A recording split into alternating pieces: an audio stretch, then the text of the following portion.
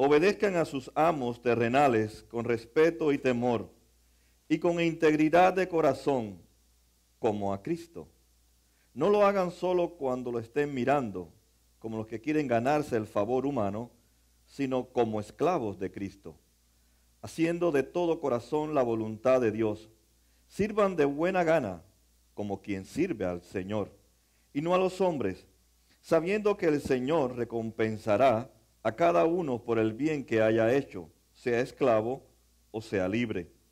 Y ustedes, amos, correspondan a esta actitud de sus esclavos, dejando de amenazarlos. Recuerden que tanto ellos como ustedes tienen un mismo amo en el cielo, y con él no hay favoritismo. Palabra de Dios. ¿Pueden sentarse, hermanos? Nosotros seguimos una serie que comenzamos hace muchos domingos atrás en el libro de Efesios. Y hoy nos tocaría los primeros 4 versículos de Efesios 6, pero como habla sobre los padres, lo he reservado para el día 17, que es el Día de los Padres. Por tanto, voy a predicar sobre esta porción y después predicaré sobre la armadura de Dios, y después al final de esta serie, que sería para el día 17, vamos a hablar sobre la recomendación que Dios le da a los padres. Si usted nota el versículo central que domina este pasaje, está en el versículo 8, donde dice, sabiendo que en el Señor recompensará a cada uno por el bien que ha hecho, sea esclavo o sea libre. Así que el apóstol Pablo trae ahora un tema muy controversial sobre la esclavitud. Pero Pablo, inspirado por el Espíritu Santo, pone la esclavitud desde una perspectiva del Evangelio. Por eso se menciona 3 veces como el Señor, como Jesús. Así que en este tiempo en que Pablo vivía y vivía la iglesia primitiva, el régimen que imperaba no era la democracia, ni el comunismo, ni el capitalismo, era la esclavitud. Así que Pablo, inspirado por Dios, nos va a hablar sobre la esclavitud dentro del contexto de cómo Jesús nos va a recompensar dentro de un gobierno, dentro de una estructura, dentro de un sistema totalmente anticristiano, totalmente en contra de la palabra de Dios, y nos va a enseñar a hombres y a mujeres cuál debe ser nuestra actitud frente a cualquier gobierno donde estemos viviendo y en cualquier parte del mundo creado por Dios. Pablo, cuando escribe esta carta a la iglesia de Éfeso, Pablo era un hombre que estaba en la cárcel, así que era un hombre que no estaba libre, no gozaba de la libertad que muchos de nosotros gozamos en el día de hoy. Él está encarcelado, está preso, y no está preso porque haya hecho nada indebido, no ha robado, no ha matado, no ha violado, no ha quebrantado las leyes de Roma. Pablo está allí en la cárcel, preso por causa del evangelio en la ciudad de Roma, y desde Roma envía esta carta a una iglesia que le dedicó más de 2 años y trabajó allí, pastoreó y fundó esta iglesia en la ciudad de Éfeso. Pero es interesante, cuando uno lee el relato, uno tiene que usar la imaginación, pero también la visualización. Imagínense que cada uno de nosotros estuviéramos hace 2018 años atrás, y estamos todos sentados en la iglesia o en una casa porque no tenían templo, o en ahí a la orilla de un lago o de un río, o en cualquier lugar, ahí estuviéramos todos nosotros congregados. Y dentro de nosotros, en ese contexto, muchos de ustedes serían esclavos y muchos de ustedes serían amos. Y de pronto Pablo envía su carta a la iglesia de Éfeso y ellos están congregados y la manda a que la lean. Y cuando escuchan los esclavos que obedezcan a los amos, y cuando escuchan los amos que tengan una buena actitud hacia sus esclavos, eso debía haber causado cierto conflicto dentro de la iglesia. Yo me imagino que el esclavo habrá visto al amo y el amo habrá visto al esclavo. Y eso es lo que estaba pasando en ese contexto, en ese momento histórico. Allí dentro de la iglesia de Éfeso habían sentado esclavos y amos adorando a Cristo, escuchando la palabra y contribuyendo con los beneficios que Dios le había dado a través de su trabajo, como el amo o como siervo. Pablo le está enseñando a estos dos grupos que están sentados en la iglesia, que son hermanos en la fe, que han sido redimidos por Cristo, que han conocido a Cristo a través de la predicación del evangelio de Pablo, de Apolo, de muchos que han pasado por esta ciudad. Y le dice, ¿cómo deben de ustedes, mirando al esclavo y mirando al amo, cómo deben ustedes comportarse ahora que están en Cristo Jesús? Y usa el modelo como Cristo nos ha tratado a nosotros, así debe tratar el esclavo al amo y el amo debe tratar así al esclavo. Dios está tratando este tema de los esclavos y los amos en el contexto de la recompensa. Que hay recompensa tanto para uno como para el otro. Cuando escuchamos la palabra esclavo, yo sé que a muchos de ustedes le viene a la mente la esclavitud en los Estados Unidos. Pero la esclavitud en el tiempo de Pablo no tiene nada que ver con la esclavitud que hubo aquí, se practicó aquí en Estados Unidos de Norteamérica, que más bien fue un asunto racial. Los blancos odiaban a los negros y despreciaban a los negros por su color. Cuando se habían olvidado, incluso cristianos participaron de la esclavitud en este país y fue una esclavitud totalmente racial. Odiaban a los negros. No querían saber de los negros. Cuando Dios había hecho a toda persona de acuerdo a su imagen y semejanza.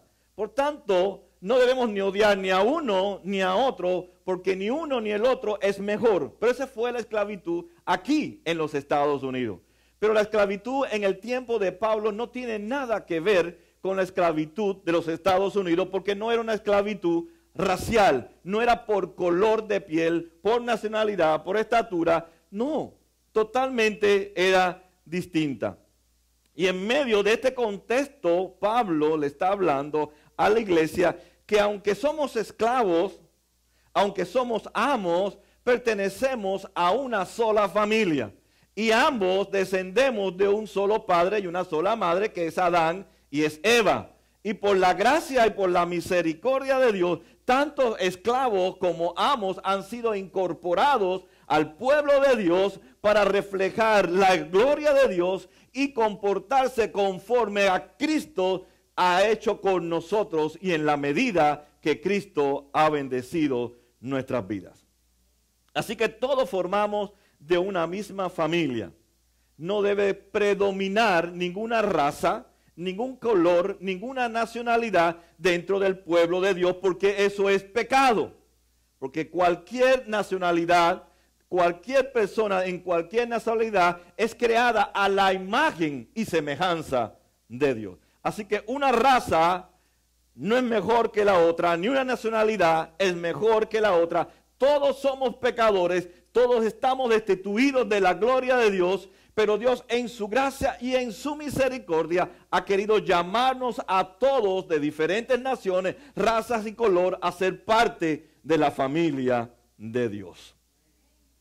La pregunta que podemos hacernos al leer este relato, yo me hacía, pareciera que Dios aprueba la esclavitud. Entonces, porque Pablo no hace ningún pronunciamiento en contra de la esclavitud.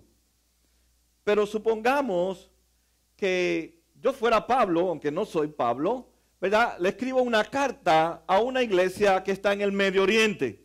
Una iglesia totalmente que es gobernada o está bajo el gobierno, la autoridad de un gobierno musulmán, donde el Corán hay que obedecerlo, es controlado. Y yo le digo de pronto a la iglesia que está ahí en ese país musulmán,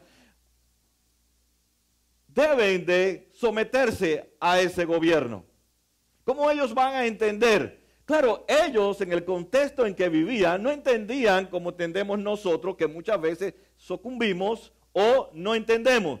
Pablo no le estuviera diciendo obedezcan las leyes del Corán, ni obedezcan, ni se involucren en el ser un musulmán, sino dice que den un buen comportamiento a aquellos que hablan mal de su fe, aquellos que no aman a Cristo. Pablo no está diciendo que ellos tienen que obedecer las leyes del Corán.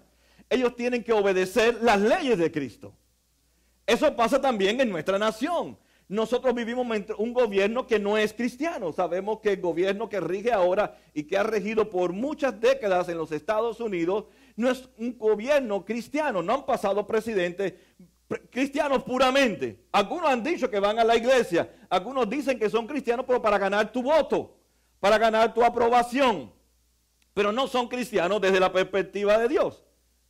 Pero Dios nos dice, tenemos que someternos a esos gobiernos, pero no tenemos que obedecer las leyes de los gobiernos cuando van en contra de los valores y los principios de la palabra de Dios. Lo mismo pasaría en la China comunista, que es atea y está opuesta al cristianismo. Ellos tienen que los cristianos de allí someterse al gobierno chino comunista, pero no tienen que obedecer al marxismo, que es totalmente materialista y va en contra de la fe de ellos. De igual manera, nosotros vivimos en un gobierno totalmente humanista, entre comillas, humanista cristiano, pero no debemos de someternos a las leyes de los Estados Unidos que van en contra de nuestra fe, sino aquellas que se alinean con nuestra fe. Pero a veces no entendemos y muchas personas dicen, pero es que el presidente dijo que no se puede ir más a las iglesias. Bueno, dicen que en Colombia pronto van a decir que va a ser muy difícil ir a las iglesias. ¿Qué van a hacer los cristianos en Colombia? ¿No ir más a las iglesias? Porque lo dijo un hombre X y tiene el poder y es el gobernante. Y como es el gobernante tengo que someterme. No, no puedo someterme porque eso va en contra de mi fe. Y yo tengo que congregarme con el pueblo de Dios bajo cualquier sistema. Por eso la iglesia en la China comunista, aunque es on the ground, aunque es escondida, ellos siguen congregándose, aunque el presidente dice que los va a perseguir y los van a matar. Igual que los musulmanes, en las regiones musulmanas, hay iglesias cristianas on the ground, escondidas, pero ellos siguen a Cristo y comparten no el Corán, sino comparten el Torá, la palabra de Dios, con aquellos que no conocen a Cristo Jesús. Pero la esclavitud en el tiempo de Roma, como les dije, no es parecida al tiempo en que vivió aquí en los Estados Unidos. En la sociedad de Roma habían dos formas o cuatro formas de ser esclavos. Dos que eran injustas y dos que son bastante justas. Veamos primero, ¿verdad?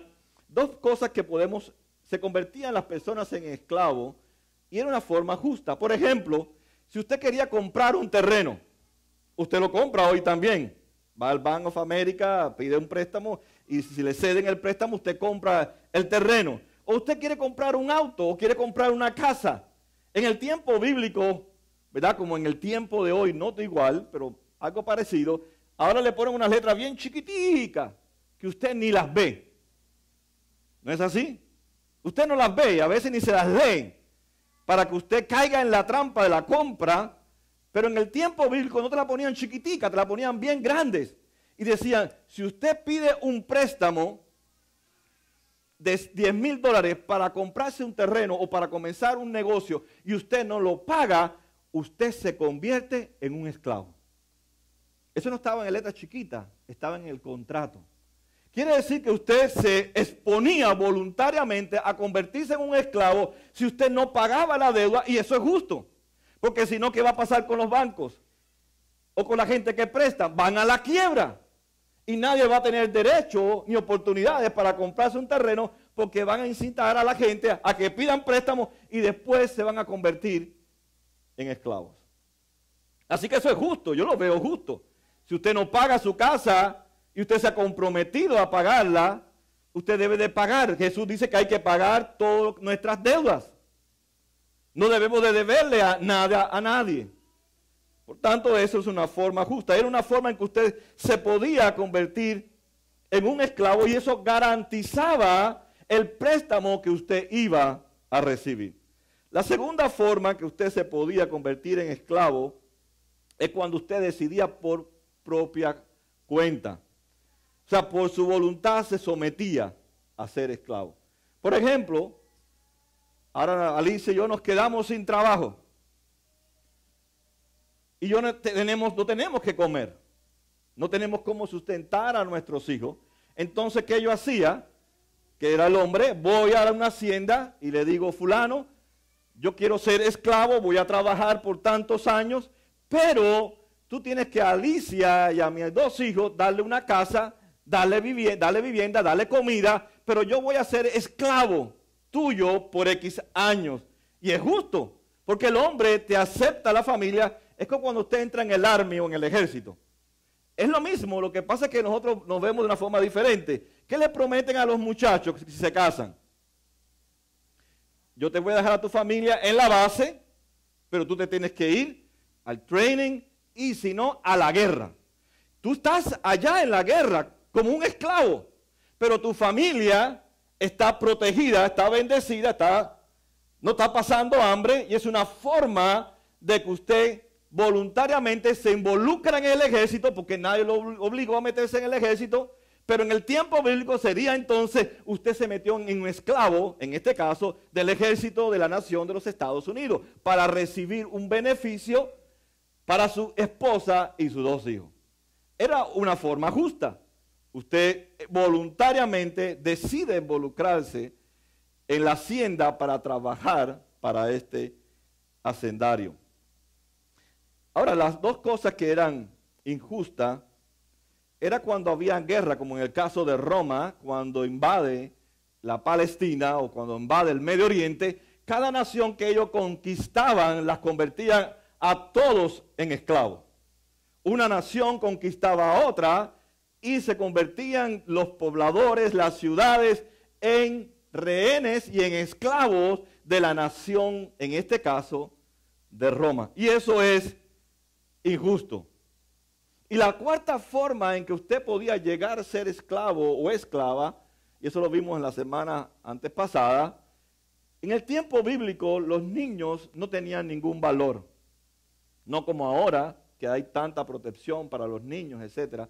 En el tiempo bíblico las personas pobres, por lo general, botaban a los niños. Los ponían, usted podía salir, por ejemplo, va a pasar la basura, la ciudad de Saladía va a pasar con el camión. Y ahí el basurero se podía encontrar en la tanque de la basura un niño metido. Eso era común en el tiempo de Pablo. O encontrárselo tirado en el desierto, entre los escombros. Ahí botaban a los niños. ¿Y qué hacían las personas malvadas? Cuando ellos pasaban y veían un niño o una niña, la recogían y convertían el niño en un gladiador que le pagaban por pelear, o lo convertían en un esclavo suyo. Y cogían a las niñas y las convertían en prostitutas o en sus siervas. ¿Y qué hicieron la iglesia primitiva del tiempo de Pablo?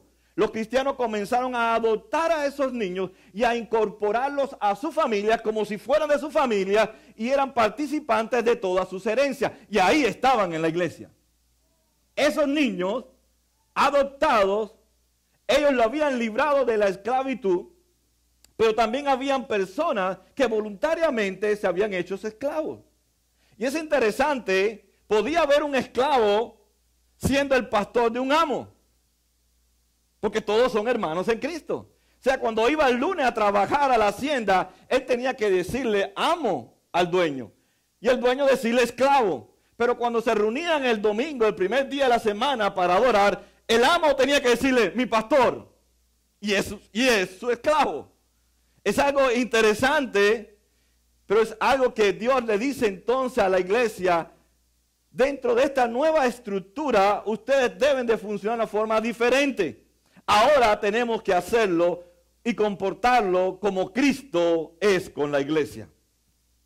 Así que ellos adoptaban a estos niños para librarlos de la esclavitud. El apóstol Pablo, escribiendo a la iglesia de Gálatas en el capítulo 3, 28, yo pienso que tenía este pensamiento.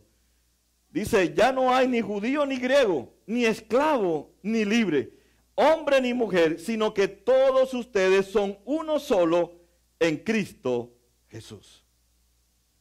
Así que aunque yo tuviera una hacienda y yo tuviera dinero, yo tenía que tratar a mis esclavos como Cristo me trata a mí. Y los esclavos tenían que obedecer a sus amos, como así tanto el de la hacienda, el dueño, como el esclavo, tienen que obedecer a Cristo Jesús.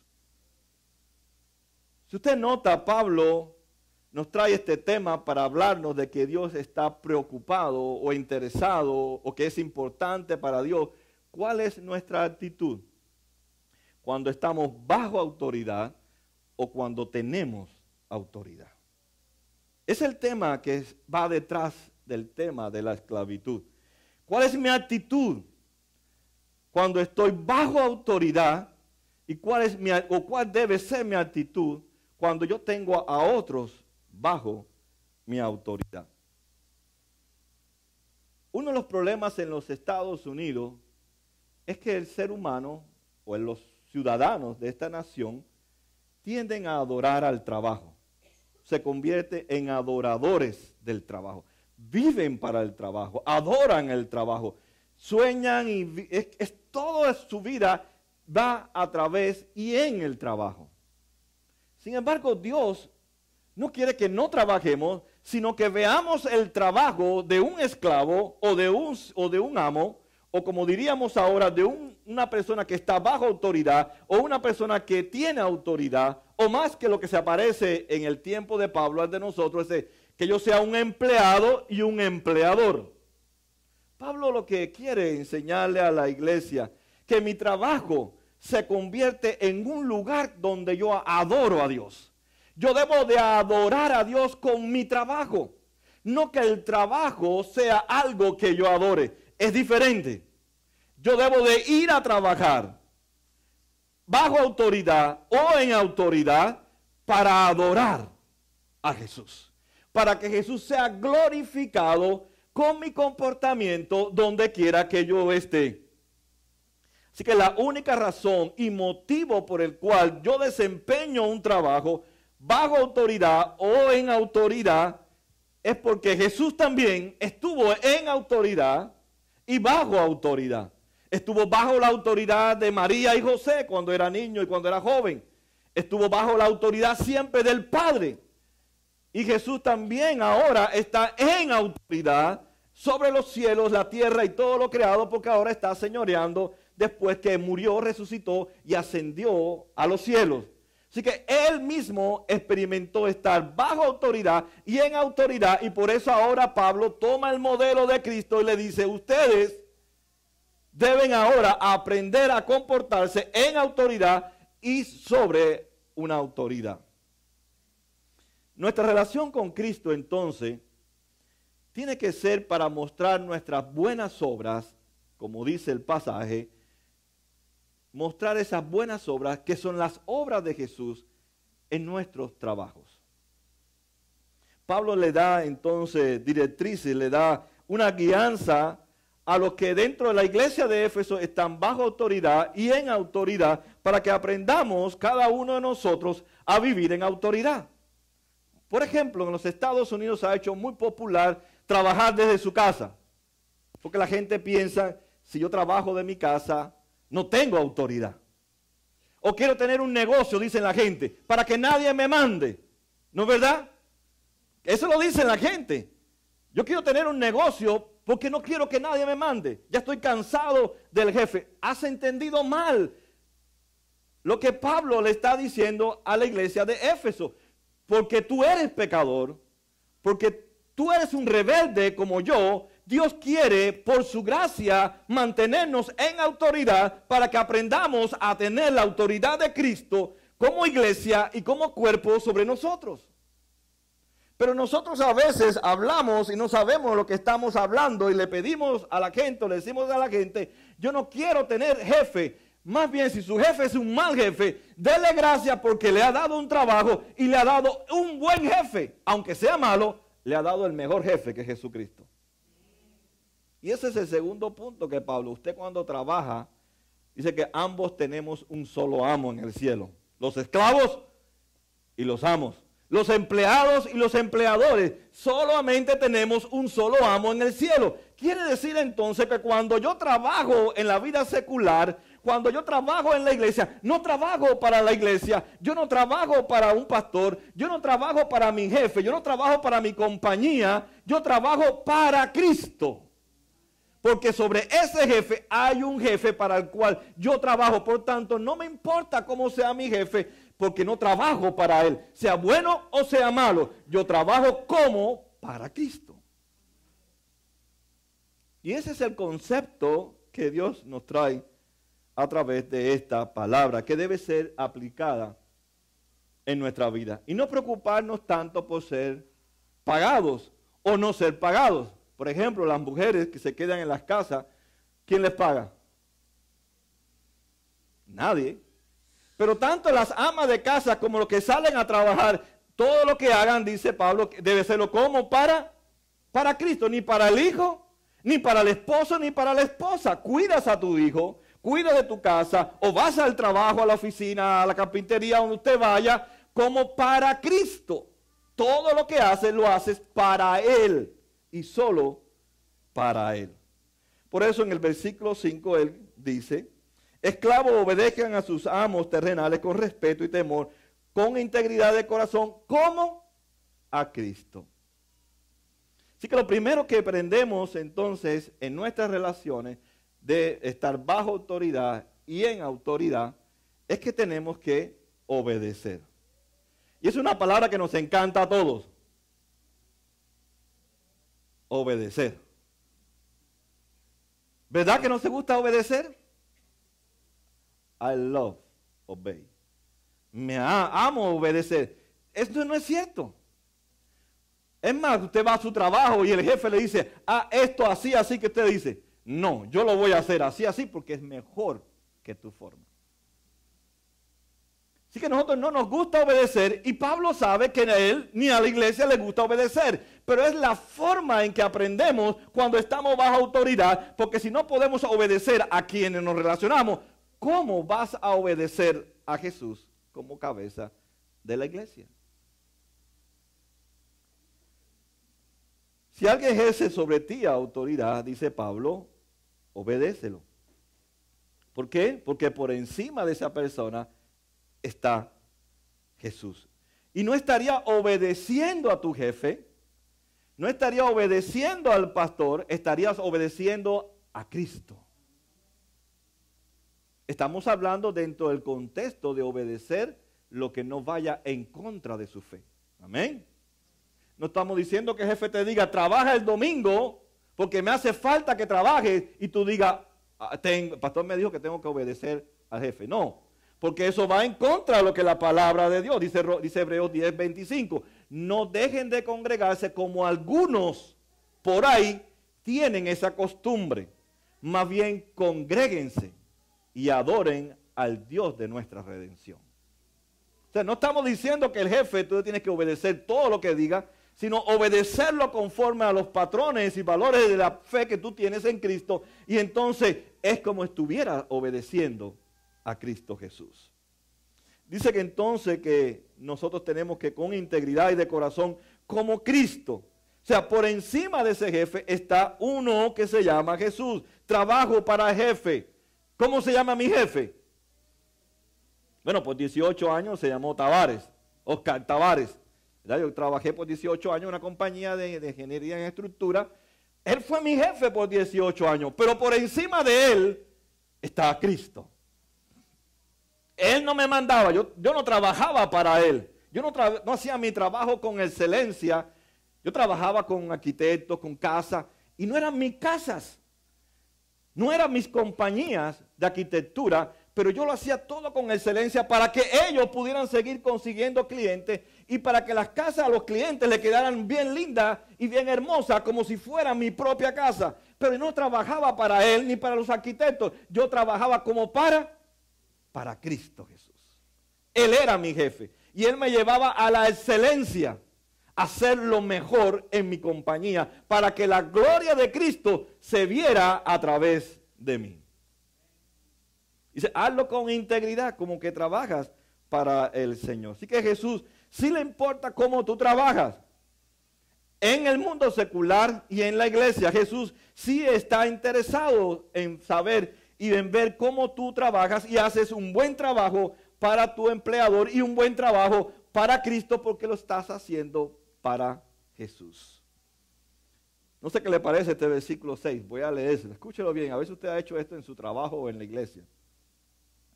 Dice, no lo hagan solo cuando lo estén mirando. Ya el jefe se fue. Déjame entrar en Google para ver que mi tía me dijo que se le partió un dedo, a ver cómo el dedo se repara. Ahí viene jefe, cierra Google. Déjame chequear Facebook, porque me enteré, me llegó una noticia que era el cumpleaños de María. Pero ya llega, el jefe no está. Déjame entrar en Facebook sin que el jefe como es bajito, usted está ahí, no lo puede ver, o a veces se lo pone hasta en el bolsillo y mira, está medio azul, esto tiene que ser Facebook. Dice Pablo, no lo puedes hacer porque estás robándole al empleador. Él no te paga para que entres en Google y veas cuál es el problema de tu familia, cómo reparar el dedo, ni para que felicites a María por su cumpleaños. Él te está pagando, te está contribuyendo por algo que tú estás haciendo y tú tienes que ser, vine a trabajar para Jesús. No me pagan para estar en las redes sociales, no me pagan para estar sin hacer nada, me pagan para trabajar y así yo honro a Jesús en mi trabajo. Por eso dice que hay que hacerlo con integridad. Dice el versículo 7, sirvan de buena gana. Bueno, en la iglesia también hay personas que cuando el pastor lo mira, agarran la escoba. Pero cuando el pastor se mira, porque estoy haciendo otras cosas, ya la escoba está tirada por ahí. ¿No es verdad? Dice Pablo, no lo hagan como que lo está, pero Cristo te está mirando en tu trabajo. Aunque el jefe se fue y no te está viendo como entraste en las redes sociales, pero Cristo sí te está viendo que estás robando porque estás en las redes sociales durante tu trabajo. Y Cristo te está viendo en la iglesia cuando estás diciendo que estás trabajando, cuando no lo estás haciendo. Dice, háganlo como para Cristo, porque Él sí está viendo tu trabajo. Sirvan de buena gana como quien sirve al Señor y no a los hombres. Hay gente que se levantan por la mañana y dice, ay, mi madre, es una expresión cubana, ay, voy para el trabajo. Que algunos dicen que el trabajo es una maldición. ¿No dicen así muchas personas? Hasta una canción por ahí, no sé quién la escribió, el trabajo es una maldición. El trabajo es una bendición. Porque Dios quiere que yo trabaje, no por el dinero, aunque me van a retribuir por eso, sino para la gloria de Él. Entonces tengo que ir a mi trabajo con buena gana, con deseo de trabajar, de hacerlo mejor, sin importarme cómo son los demás empleados, ni cómo es el jefe, porque no trabajo para los empleados, no trabajo para el jefe, yo trabajo para Cristo. Y Él me dice, ve a tu compañía con buena gana para que mi nombre sea glorificado. Pero también te dice, ve a la iglesia ¿con qué? Con buena gana. No vaya con la cara estirada, como no voy a decir el animal porque se va a interpretar. ¿Verdad? Vaya con gana, con deseo, con ansia de encontrarse con sus hermanos, aunque son feos, aunque son bonitos, aunque son muy agradables, otros no son muy agradables, otros son callados, otros hablan mucho. Dicen, no, yo voy de buena gana porque voy a encontrarme con la iglesia. Pero ya llegamos a la iglesia con mala gana. Ya tuve que venir porque si no el pastor me va a llamar el martes. Y me va a preguntar por qué no viniste. Entonces voy a tener que decirle una mentira porque me da pena con el pastor. Y a ver cómo le huyo al pastor para que no me vea. Y no, si no te voy a preguntar, te llamo porque estoy preocupado, ¿qué te pasó? Pero si no, no hay problema. Pero debemos de ir con buena gana. El pueblo de Israel iba a adorar a Dios por días y días, caminaban en el desierto, se enfrentaban a diferentes dificultades, a bandidos que los asaltaban, y iban con gozo. Lea los salmos. Lea los salmos para que usted vea cómo Israel iba por medio de todas circunstancias difíciles, con buena gana a adorar. Estoy desesperado por encontrarme ya pisando los atrios del templo para adorar al Dios de Todopoderoso. Iban con ganas. Y es lo que dice Pablo, todo lo que hagan, háganlo de buena gana. No lo hagan pateando. No lo hagan sin querer hacerlo. Háganlo como para Él, porque es para Cristo. No importa entonces el trabajo que estemos realizando, porque todos estemos bajo la autoridad de Jesús y todo lo que hacemos es para Jesús. En última instancia, dice Pablo que vamos a comparecer ante Jesús para rendir cuenta de nuestra vida, incluso del testimonio que dimos en nuestro trabajo, del testimonio que dimos en nuestra iglesia. Por eso dice, y ustedes, amos, correspondan a esta actitud de sus esclavos, dejando de amenazarlos. Recuerden que tanto ellos como ustedes tienen un mismo amo en el cielo y que con él no hay favoritismo. Interesante lo que Pablo está hablando aquí, ¿verdad? Dice que no hay favoritismo. Entonces el principio es, ¿cuál debe ser nuestra actitud en el trabajo, en la iglesia y fuera de la iglesia? Como la de Cristo. Pero Pablo nos dice, ¿y por qué tienen que hacerlo así? Porque Cristo es nuestro jefe.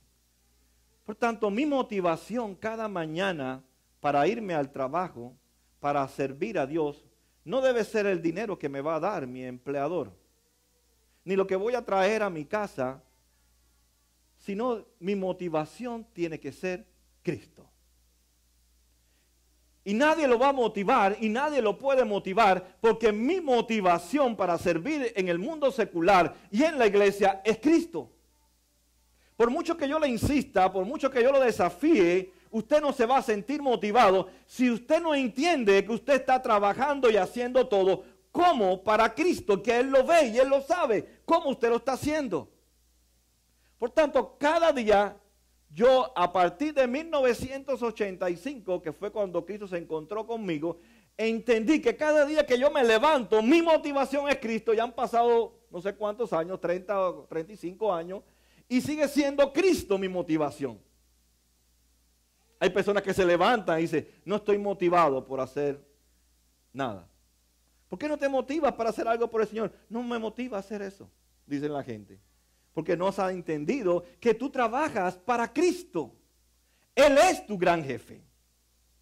Por eso dice el versículo 8 que Él es tu recompensa. Él es el que te recompensa. No existe otra motivación en mi vida que Cristo. Cada vez que pasa algo en mi vida, cada vez que voy a caer en mi vida, mi motivación es Cristo. Mi esposa me lo dice. Yo no sé cómo tú puedes soportar tanto y motivarte de así del día a la noche. Puedes caer y puedes levantarte. Porque he aprendido a que mi motivación no sea ninguno de ustedes, ni sea ella, ni sea mis hijos. Es Cristo mi motivación.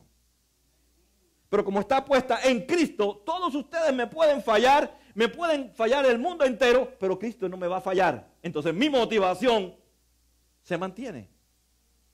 Mi motivación es Cristo Jesús. Por 18 años me levanté a las 5:45 a ir a mi trabajo, a trabajar como una persona común y corriente, porque mi motivación es hacer la misión de Cristo en mi compañía. Y ahora como pastor sigue siendo Cristo mi motivación. Y seguirá siendo mi motivación, porque no trabajo para nadie, trabajo para Cristo Jesús. Él es mi jefe. Por eso todo lo trato de hacer con excelencia y lo mejor que yo pueda para Él, no para ustedes, porque trabajo para Cristo Jesús. No les predico a ustedes, no los pastoreo a ustedes, lo hago como para Cristo y como Él lo hace o lo hubiera hecho si Él estuviera predicando y pastoreándolos a ustedes. O sea, mi motivación no es la gente. Puedo sentirme por abajo o puedo sentirme por encima, pero todo tiempo mi motivación es Cristo Jesús.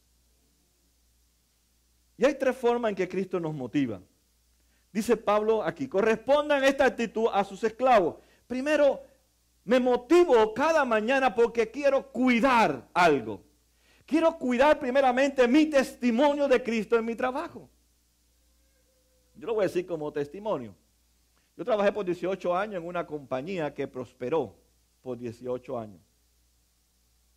Y en un momento él se dio cuenta de que él estaba prosperando porque escuchó en el Discovery Channel que cuando hay un cristiano, Dios bendice ese lugar. Yo nunca se lo dije. Bueno, le voy a hacer la historia breve. Hace 17 años que no trabajo con él. ¿Sabe dónde está la compañía ahora? Cerrada casi. ¿Qué les parece? Así que lo que él pensó se le cumplió. Él no es creyente. Él no conoce a Cristo. Pero como yo iba allí a trabajar como para Cristo y hacía lo mejor, para no solamente para mí y para los que trabajábamos, sino aún para los clientes, poder mostrarle a Cristo, Dios todo lo prosperaba. Dios lo bendecía a ellos, porque Dios usa a la iglesia para bendecir a los no creyentes. Por tanto, entonces, nos podemos dar cuenta que uno tiene que tener ese concepto de cuidar su testimonio en su trabajo, en la iglesia. Y si está bajo autoridad algunas personas, usted tiene que cuidar su liderazgo, porque hay otros que están viendo su testimonio y ellos tienen que verlo a usted con la escoba, no guardando la escoba, no vigilando a la gente, sino usted haciendo lo que la gente no quiere hacer. Si Jesús entonces es nuestro ejemplo, y Él cuidó de la iglesia y cuida de la iglesia, entonces nosotros debemos de cuidar nuestro testimonio en nuestro trabajo, en la iglesia. Lo otro que Pablo le dice a los amos, le dice, no estés amenazándolo. Yo no sé si usted ha visto los padres, yo sí lo he visto porque yo lo hice. Y le digo, si tú no botas la basura, ahí viene la amenaza. ¿No es verdad? Amenazamos a la gente y nos acostumbramos a amenazar. Por eso en los trabajos te dice, si tú no haces eso, te voy a botar.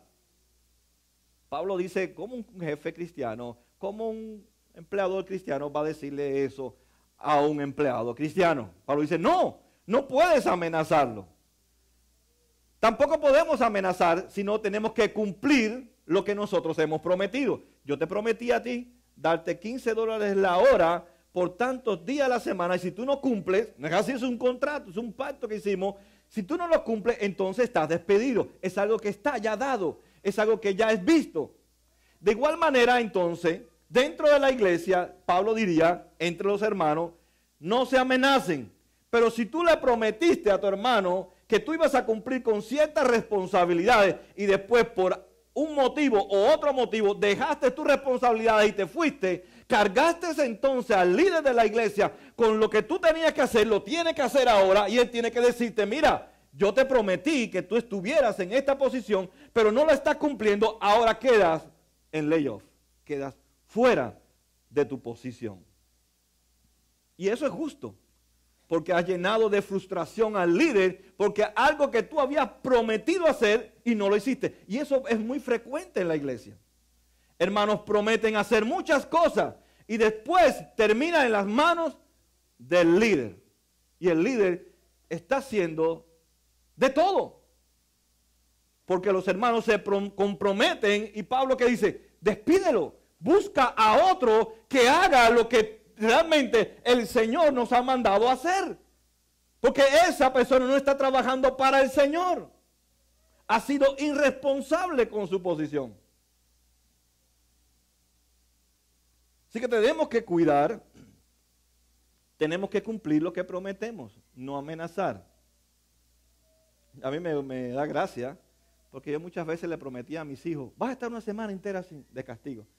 Mentira, al otro día ya había pasado.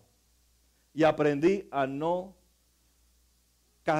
ponerles castigo si no lo iba a cumplir. Y si lo dije, tengo que cumplirlo. Y usted como cristiano, dice la palabra, si usted se compromete a hacer algo con excelencia y a mejorarlo, usted debe de cumplirlo porque está haciéndolo para Cristo.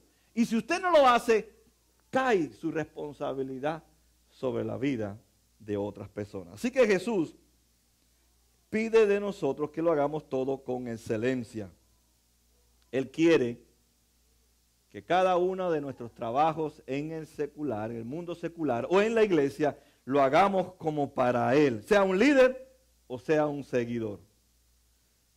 En la carta a los Hebreos, en el capítulo 13, en el capítulo 17, el autor dice, obedezcan a sus pastores, para que todo lo que ellos hagan, lo hagan con alegría y no quejándose. ¿Ve la diferencia cuando uno obedece o no obedece? Pablo dice, aquellos que están sobre ustedes en obediencia, en autoridad, deben de obedecerlo para que ellos hagan su trabajo con alegría y no quejándose porque no les conviene a ustedes. No hay ningún beneficio.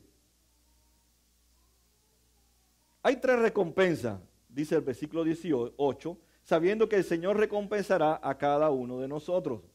Primero, todo lo que hagamos tiene que ser con excelencia, porque no es para nadie, es para el Señor. Y todo lo que yo hago se convierte en un acto de adoración a Dios. Todo lo que yo hago. En mi trabajo secular, en el trabajo de la iglesia, todo es un acto de adoración para Dios. Y como Él me está mirando y como Él es mi jefe y Él va a evaluar mi trabajo, lo que yo haga en la iglesia, ¿cómo usted lo haría? Si ahora viniera Cristo y está el grupo de alabanza ensayando y está Cristo sentado, ¿cómo lo harían ellos? Yo me imagino que darían unos saltos hasta el techo y la batería se llenara de humo y las cuerdas de la guitarra explotarían.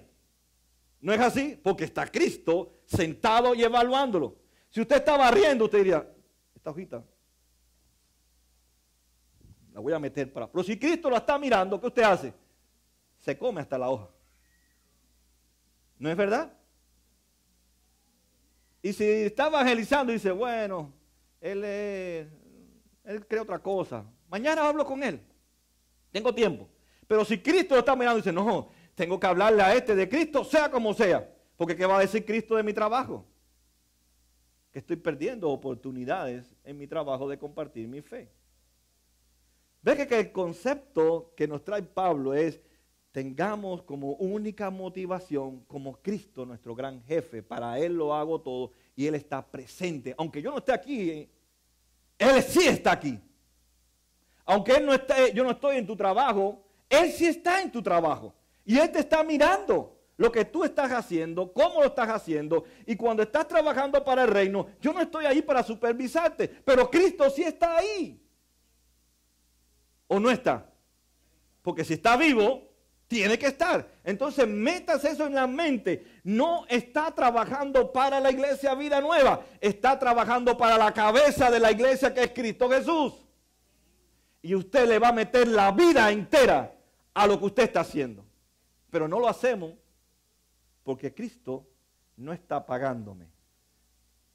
Pero la recompensa que te da tu jefe es temporal. Y esa es una de las bendiciones, la recompensa de Cristo, que es eterna. Por eso dice que todas nuestras buenas obras van a ser puestas delante del Cordero de Dios y vamos a ser juzgados según nuestras obras, las que hemos hecho mientras estamos viviendo en este corto tiempo de vida, porque tu vida es corta. No te hagas imaginaciones que vas a vivir muchos años. Tu vida es corta, es fugaz, desaparece. Pues entonces invierte en la eternidad. Trabaja como que trabajas para Cristo, para acumular riquezas y tesoros en la eternidad. Cambia tu perspectiva de lo temporal y pon tu perspectiva en lo eterno. Mis recompensas aquí se extienden hasta la eternidad, como dice Jesús. Yo estoy acumulando tesoros, ¿dónde? En los cielos.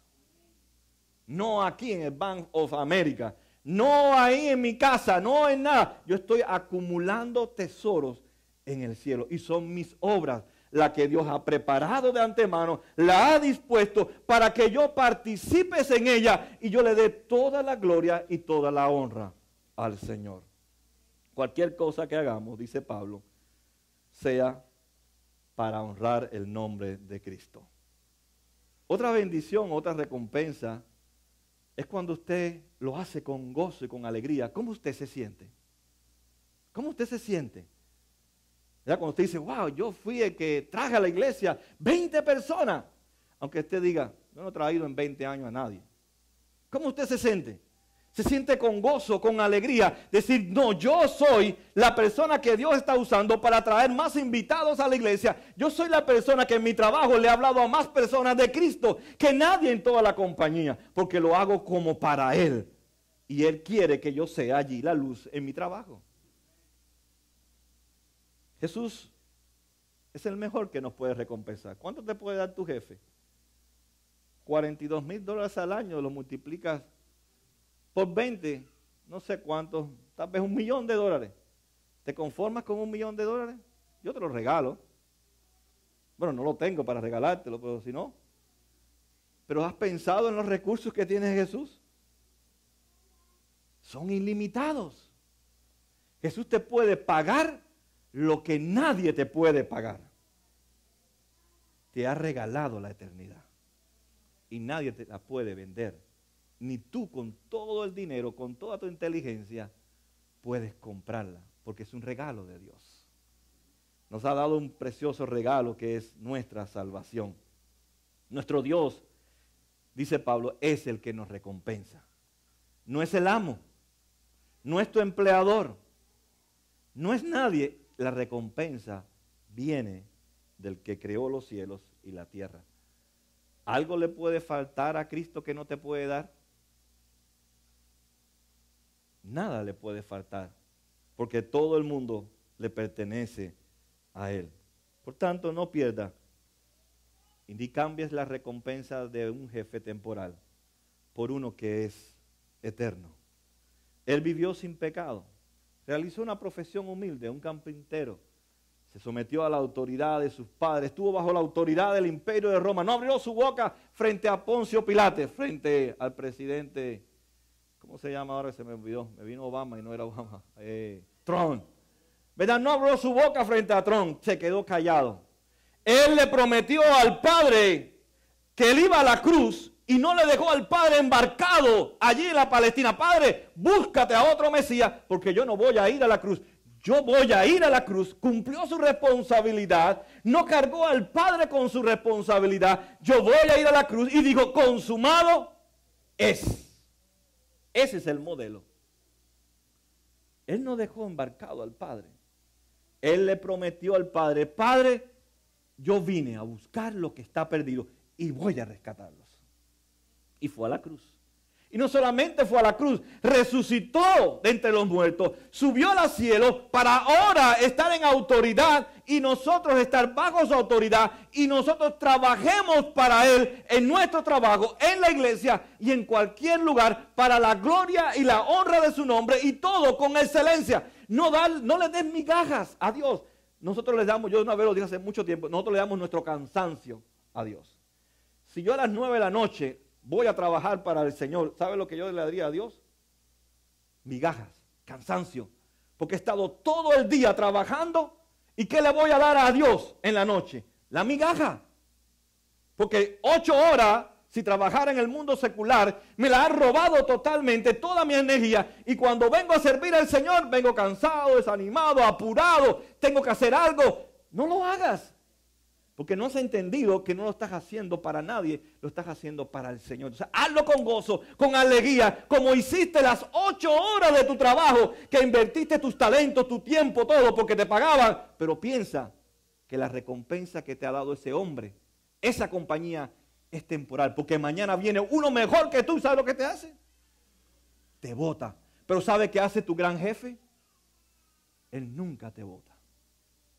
Jesús nunca te va a botar. Él va a seguir trabajando en tu vida para que sigas haciendo un mejor trabajo, con más excelencia, te sigas superando y puedas ser un líder de la iglesia y un líder en todo lo que tú hagas. Concluye entonces diciendo, y creo que es tiempo de arrepentirnos. Me gustaría que buscaras en tu corazón, y tú conoces mejor que nadie tu corazón.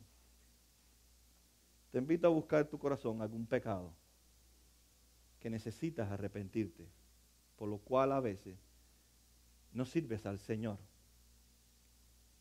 por lo cual a veces lo haces de mala gana, por lo cual a veces por ese pecado no lo haces como para Él, sino como para otras personas.